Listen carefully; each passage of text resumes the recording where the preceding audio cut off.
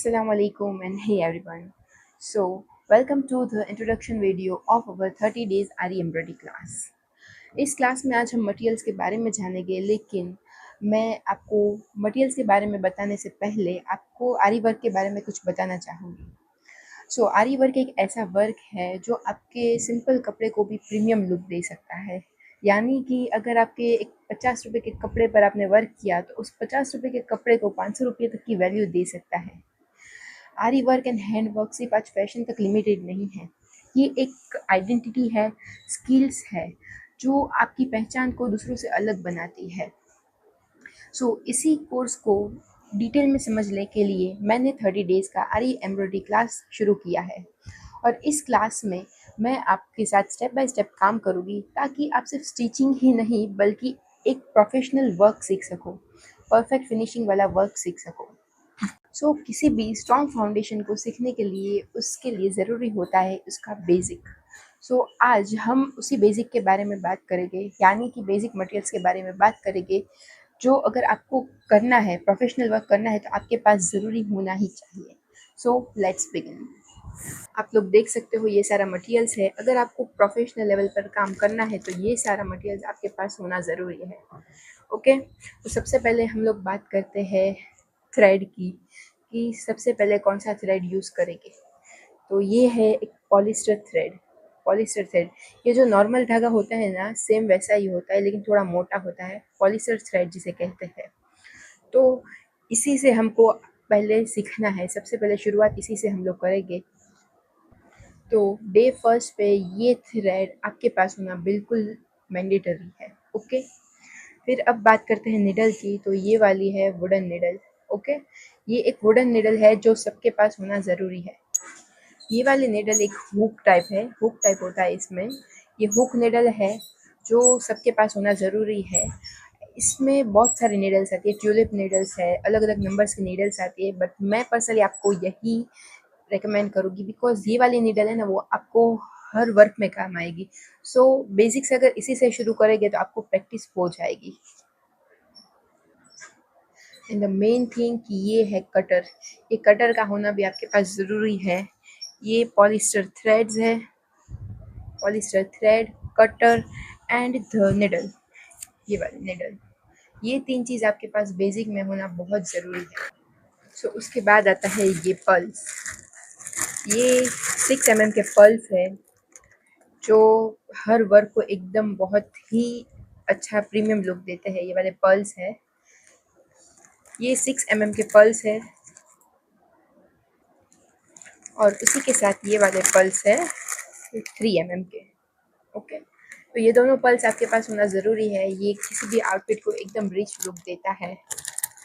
अब ये जो मैंने पॉलिस्टर थ्रेड बताई वो सिर्फ हम लोग को वर्क सीखने के लिए होता है। फिर जब हम ये पल्स से और सब चीज़ों से वर्क करेंगे तो उसके लिए ये वाला नायलॉन थ्रेड कहते हैं, जो प्लास्टिक के धागे की तरह होता है, एकदम इनविजिबल टाइप होता है। तो ये थ्रेड होना चाहिए, ठीक है। ये थ्रेड अगर होगा ना तो मतलब वर्क करने में बहुत ईजी होगा। वो रिंग एंड स्टैंड के बारे में तो मैंने आप लोगों को बता ही दिया था कि रिंग और स्टैंड वो चीज़ आपके पास होनी चाहिए। तो ये कुछ क्लिप्स है, छोटी छोटी क्लिप्स होती है, वो भी आपको मंगवानी पड़ेगी क्योंकि ये कभी कभी ऐसा होता है कि जो रिंग में होता है ना वो कपड़ा फंसता नहीं है, तो इस क्लिप की हेल्प से हम लोग को वो कपड़ा फंसाना होगा। इस क्लिप्स का होना आपके पास ज़रूरी है। ये छोटी छोटी क्लिप्स है, तो आपको साइज़ छोटी लेनी है क्योंकि उतनी ही साइज़ लेनी है जो आपके रिंग के स्टैंड में फिट हो जाए। ओके, अब ये है ड्रॉप पल्स। देखो ये ड्रॉप शेप में होता है ना, एकदम ड्रॉप शेप में होता है, कैसे पानी का ड्रॉप होता है उस शेप में होता है, इसीलिए इसको ड्रॉप पल्स कहा जाता है। ये भी आपके पास होना चाहिए। मतलब मटेरियल्स तो बोलो ना तो लाखों में अलग अलग बहुत सारे मटेरियल्स आते हैं, बट ये कुछ बेसिक मटेरियल्स है जो होने चाहिए। अगर ये हो गए ना तो मतलब लुक बहुत अच्छा आएगा कपड़े का और वर्क का। ओके, अब बात करते हैं ये क्रिस्टल्स की। एकदम क्रिस्टल्स एकदम रिच लुक देता है। ये क्रिस्टल्स की कॉस्ट भी ज़्यादा होती है और इसका लुक भी ज़्यादा अच्छा होता है। ओके, अब आते हैं मिनी क्रिस्टल्स पर। ये क्रिस्टल्स कुछ 5 to 6 mm के थे जो बताए, और ये है 2 mm to 3 mm के क्रिस्टल्स।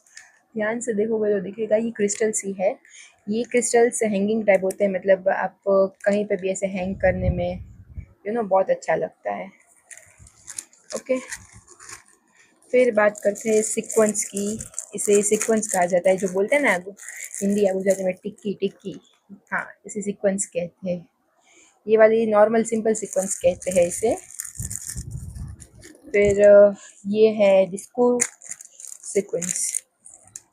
ये इस टाइप में होती है डिस्को सीक्वेंस। उसमें वो सीक्वेंस में बीच में होल होता है, इसमें एकदम एंड में होल होता है, इसे डिस्को सीक्वेंस कहते हैं।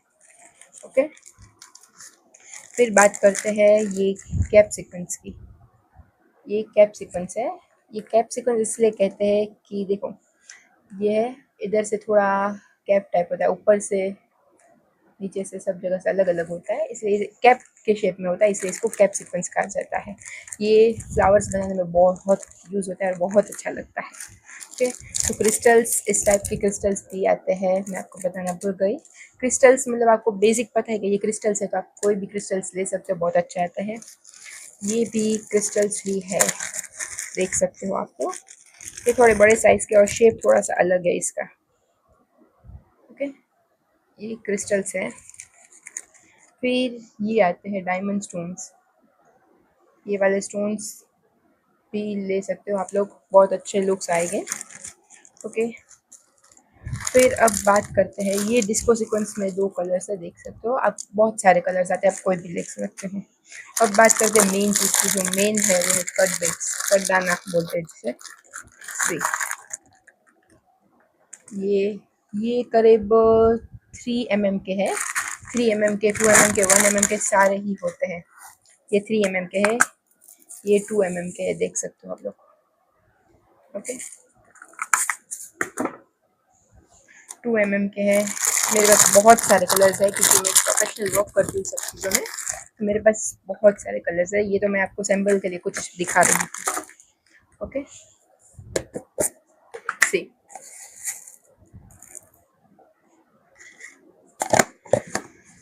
अभी उसी कट बीड्स में ये थोड़े बड़े होते हैं, बड़े कट पाइप्स बोलते हैं जिसे, ये 6 mm तक के आते हैं।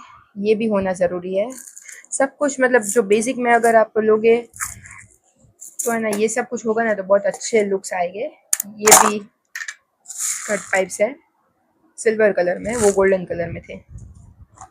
ओके, सो ये सारा मटेरियल्स आपके पास होना चाहिए। अब मैं बताती हूँ, ये पाउच टाइप जो होता है, इसे बोलते हैं हम बटवा। ओके, आरी वर्क का ये बटवा होता है, ये होना बहुत ज़रूरी है। वो किस लिए, मैं आपको बताती हूँ।